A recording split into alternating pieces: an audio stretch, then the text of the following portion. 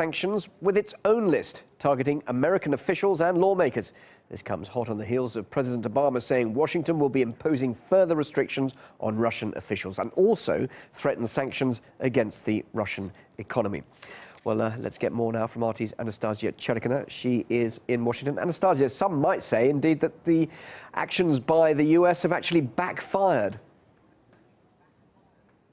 Well, Bill, things are definitely continuing to tense up here in Washington, D.C. We've heard from U.S. President Barack Obama say that Washington is imposing new sanctions on further Russian individuals and a bank.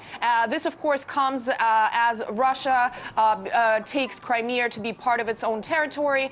This reunification, this is just yet another step from the United States in terms of taking action to respond to what it considers to be an illegal process. This is what the U.S. President said. I signed a new executive order today that gives us the authority to impose sanctions not just on individuals but on key sectors of the Russian economy. This is not our preferred outcome. These sanctions would not only have a significant impact on the Russian economy, but could also be disruptive to the global economy. Apart from further sanctions on an extra 20 Russian individuals plus this bank, the U.S. President Barack Obama signed an executive order that basically provides the U.S. with the option to impose sanctions on key sectors of Russian economy. And we do know that the sectors in question are energy, financial services, metal and mining, engineering, and defense. In response, of course, this was quite expected. Russia has come up with its own list of individuals that it's going to be sanctioning for now, with a ban of entry into Russia. These people include the Speaker of House of Representatives, U.S. Senator John McCain, as well as aides to U.S. President Barack Obama and a congressman and others. So also it's important to note that Obama has said for now that the military option obviously continues to not be something that the U.S. is considering, that a diplomatic option remains. While certainly these sanctions, it's no secret, being imposed on Russia are going to create difficulty between the two countries, because there's certainly plenty of issues that U.S. needs Russia's cooperation on the international arena. A shooting in Crimea creates a stir in the international community. The spokesperson for the U.S. State Department, Jen Psaki, posts a tweet saying, "Stop the shooting in Simferopol. Clear that Russia fired the first shot."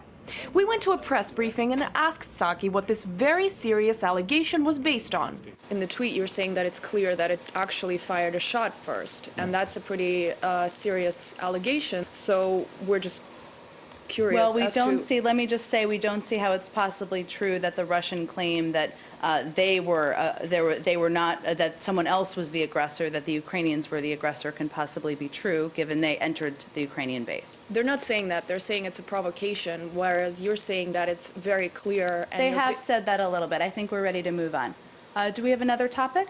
An accusation against Russia has been made, but there's no room for an explanation. Those tweets are not based on any credible evidence. She's just talking, she's creating headlines, and of course, most importantly, she's feeding the U.S. media, the corporate-owned media, the echo chamber, new lines so that they can keep up the drumbeat of demonization against Russia. Such misinformation is not only coming from an official government body responsible for U.S. foreign policy, but also through Twitter pages directed at Russian readers, to whom the Psaki tweet was also addressed. Like this Russian-language Twitter page called Ukr Progress, set up by the State Department, which has been tweeting unattributed allegations like this one, accusing Vladimir Putin of allowing one Ukrainian serviceman to be shot dead. This is the new State Department spokesperson who took the place of Victoria Nuland, who was the spokeswoman provocateur behind supporting the Maidan protests, including the far-right elements. She's not functioning right now as a diplomat, and she's not functioning right now as some sort of objective spokesperson. This is a propaganda machine. In the media war against Russia, U.S. officials seem to be inventing the rules as they go along, from flip-flopping on their own principles depending on their current geopolitical focus to feeding an endless stream of misinformation while ignoring the need to explain not only highly questionable but also dangerous statements.